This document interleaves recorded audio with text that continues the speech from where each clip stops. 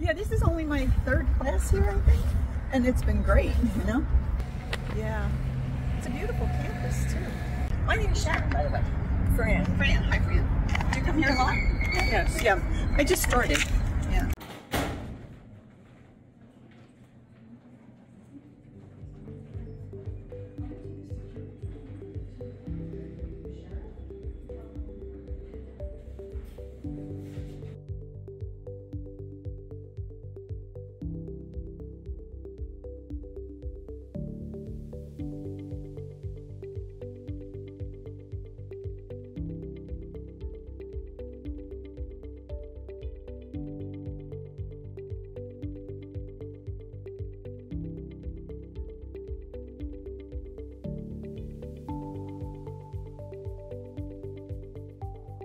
I've been taking life courses since the very inception of the program in the early 2000s. I thought the idea was very good. I wasn't working or subbing or doing anything like that. I thought it was a good idea.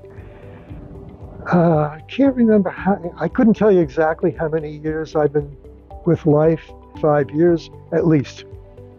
Hi, I'm Gary Orga. I've been a member of the L.I.F.E program since 2006.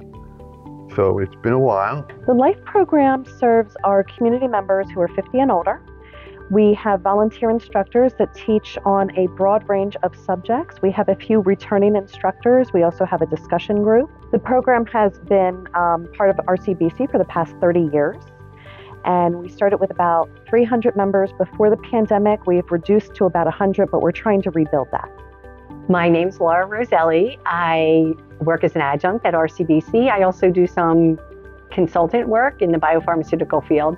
And I got involved in the L.I.F.E program through an email from the coordinator at the time. And they said, is anybody interested in doing a L.I.F.E program? I said, well, I teach genetics, I'll do that. I figured nobody would sign up, and they did. And then genetics led to the next class and the next class. And there's a lot of the same people in each class. So we have done the immune system, we've done science in the news, and now we're doing stories behind the science. And I've been doing it for probably, I think since 2014 is when I started. So this is my first experience being an instructor with the L.I.F.E program. So I would say a few hours, I guess. Tonight's the first night. A personal connection with one of the program leaders, Michelle Hogan, reached out to me, asked if I would think about possibly teaching about the topic that I'm very passionate about, was the New Jersey Pine Barrens. So that's how I got connected, and I think that's a good thing to do. One of my mottos is to seek to serve, so I'm always looking for opportunities to actually do exactly what I'm preaching, which is seek to serve, and at the end of the day, it makes you a lot happier person. I have been teaching in the L.I.F.E program for a very long time. I'm going to say maybe 20 years. I was approached in the hallway by a L.I.F.E secretary who stopped me in the middle of the hall when I was the full-time teacher at it was BCC then, and said, why aren't you teaching in the L.I.F.E program? And I started to, and it was so rewarding, I've just kept doing it. So I can't tell you how long, but it's been a long time. The age of our L.I.F.E members is 50 and older. My oldest student in the L.I.F.E program, if I had to guess, I'd certainly say in their 80s, but I really don't know. That's a question we should ask our lifers, actually. My oldest student was Cephas Green. That was the first class I taught, which was the video class. He was 92 years old. My oldest student ever was 100. And I think he drove here himself. So I would often refer, I go, and I forget his name, I think Mel or something, like Mel, he's like 100 years old. And I go, no, I mean, literally, he's 100 years old. I wasn't trying to, talk about him in a negative way, but that's my oldest student. My favorite class? Oh, well, I like all of them because I pick things I like. I don't pick anything I don't like.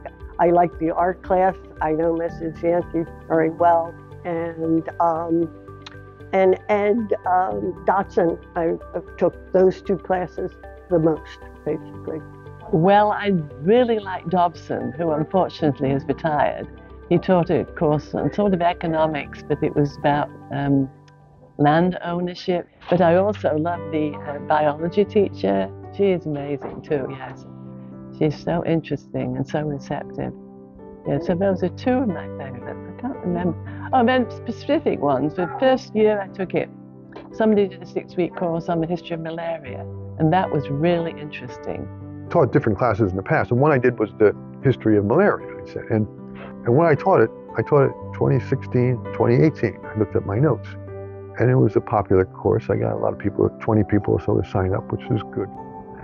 I had a favorite class. Well, my favorite class is From the Left. One of my two favorite is From the Left, which is a discussion class where we talk about a discussion on current events and political issues from a more liberal perspective. So with a good moderator like we have, it's an excellent course. I mean, I have to say art history too. I mean, I can't leave that one out. Yeah, there was a guy who was, I can't think of his name right now, and he was doing a geology class. So I learned a little bit of basic geology. And I'm sorry he's not teaching it anymore.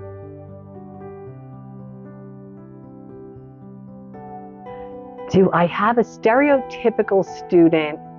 I would say they're very well read.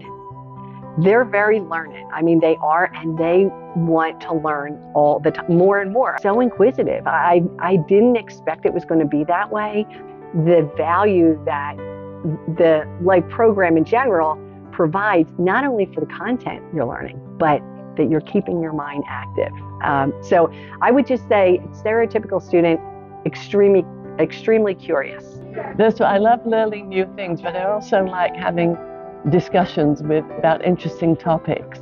I'm not so interested in talking about food or people's grandchildren. That's all right for a while, but I like something new. And I love the audience because they ask really good questions, and sometimes they add a lot to the information because some of them are sort of experts. Wow. A stereotypical student in the L.I.F.E program. Well, I would say most of the L.I.F.ers, and they laugh when I call them L.I.F.ers, but it is an apt term because they're interested in learning for life. Most of them have intellectual curiosity to begin with. And I've had, for example, doctors and lawyers, and I know I have engineers in my course now. I have people who come from fairly successful and active lives who simply want to continue that mode of living in the future. And one way to do it is to seek out information. So I consider myself a lifelong learner. I can't tell you what I like best about learning things because there isn't anything I don't like about learning things. So I wanted something to keep my mind active, even though my body was not able to do very much. So I thought this was a great program. But yeah, I still have a very curious mind. I still want to learn new things. I always did. I still have that, and that's why I will, I want to keep going with the program, and I hope the program keeps going because it does satisfy that need for me. I was retired, and but I always liked history and studying, and I read history books for leisure, which most people don't do. But you're not living if you're not learning. So the opportunity to participate in a L.I.F.E program, whether being an enrolled student or a teacher, it's to me, it's an amazing opportunity that people are just shouldn't turn away. It's extremely interesting. It involves you with both a young college population and elderly people from many other areas who've had totally different experiences than you did. And so it opens a window that I would probably not have access to if I did not join the program. It's exciting to learn. So not only is it exciting to learn, and I want people to know that this is available to them, but I also want them to know it's exciting to teach. There's so much that our instructors get back from the classroom, from the L.I.F.E members.